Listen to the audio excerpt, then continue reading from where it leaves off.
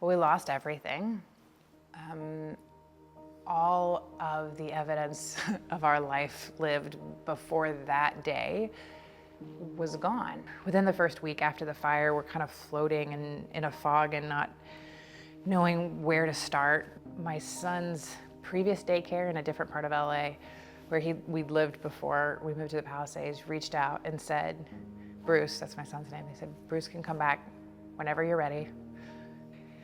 My biggest concern was, where can I get my son where he's safe and it's familiar to him, because everything in his life had changed in a day. And she knew that that's what we needed. But I also think that that's a reflection of people who are in early child care, right? Early child care providers are special people. In 2003, I started my own family home daycare. That was my passion. And I'm very proud of the kids that I raised. I raised so many children. So far, they are in colleges, and then some of the kids are like already graduated from colleges and working. Soy proveedora de cuidado infantil y he trabajado por 20 años con los niños. Comencé en un daycare y trabajando para otra persona, pero sentí que los niños necesitaban algo más y creo que eso me motivó a educarme y así trabajar con los niños que tuvieran más libertad para explorar. En nuestra casa ahí tenía mi cuidado infantil, casi como decir mitad y mitad, mitad donde nosotros vivíamos y mitad para los niños, pero cuando se quemó, pues se quemó todo, no quedó nada parado.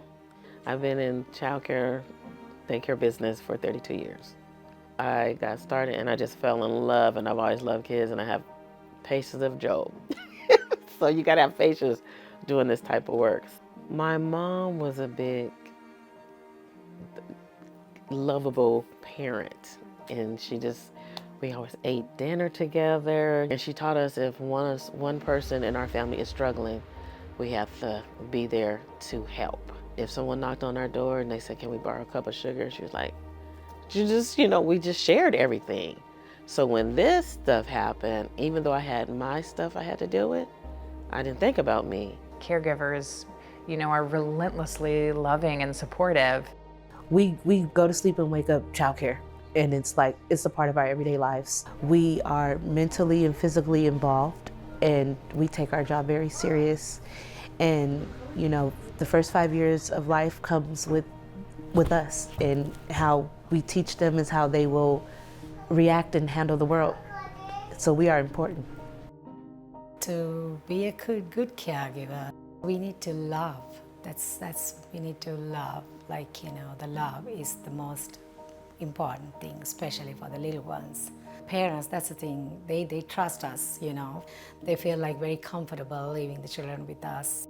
And when I do something for a kid, I'm doing it for the parent as well. In order to be a child care provider, you really have to have some patience. This has to be something that you want to do. Para ser una proveedora de cuidado infantil necesita corazón para lo que hace. Nosotros tenemos que trabajar con diferentes niños y cada niño necesita ayuda de diferente manera. That degree of patience and care, for many childcare providers, is innate, and that's why they joined that career. But it's a skill that's honed over years. I mean, childcare providers are often, very well educated in early childhood development, and they understand children's brains and how they're growing and changing, and they understand how that connects to their behavior. Cuidado infantil es indispensable para cada familia.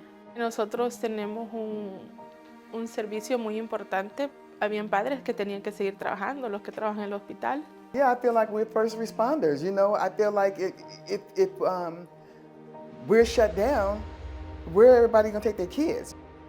Change wants local leaders to see caregivers as first responders. Ideally, they're included in disaster planning because they're not just evacuating themselves, they're evacuating all of the children that they care for.